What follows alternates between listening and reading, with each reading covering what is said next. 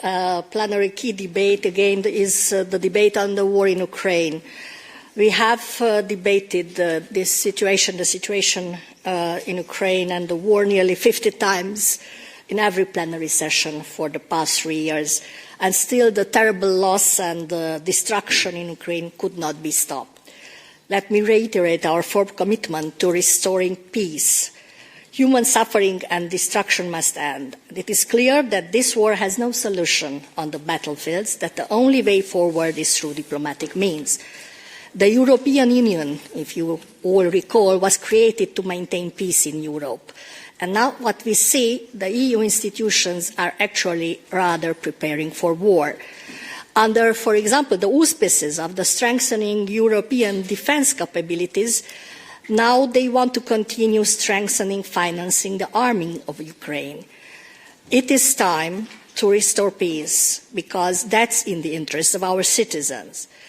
A new strategy, a new European strategy is needed that finally prioritizes the interests of our citizens.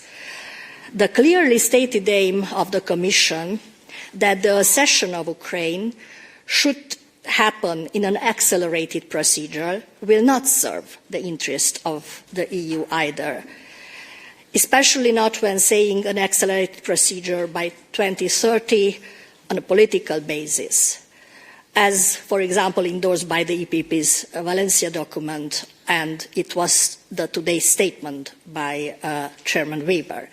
This would have far-reaching consequences for the everyday lives of our citizens. Economic, political, security consequences. These consequences must be thoroughly addressed, as it will have serious effects on our agriculture, labour market, future of cohesion policy.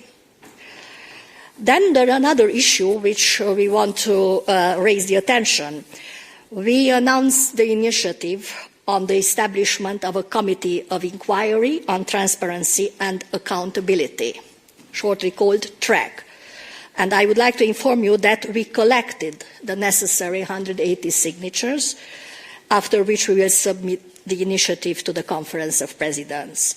For too long, the EU institutions have pointed fingers at democratically elected governments, abusing the concept of rule of law while ignoring cases of corruption, abuse of power, undue influence over legislation with their own ranks.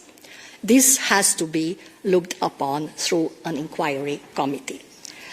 We are also tackling the opaque world of NGO financing. I would like to inform you that the Patriots Group received a comprehensive list of NGO contracts from the Commission. This is a result of a data request procedure our group initiated weeks ago. The numbers are shocking. Between 2019 and 2023, the Commission signed 37,000 contracts worth a total of 17 billion euros. I think it is important that these telling numbers come to public. So in the coming days, we will elaborate on the methods to make it as transparent as possible in all countries. Especially is relevant the whole topic since the left-wing groups in this House demand that the EU institutions substitute for the funding of NGOs previously paid through USAID. We cannot allow European taxpayers' money to be further channeled into political activist networks that, in the disguise of civil society, weaken member states' border protection efforts, launch campaigns against the interests of farmers, and organise political actions against democratically elected governments. Patriots will continue to expose the misconducts of the Brussels institutions, work for transparency, and represent change in Europe.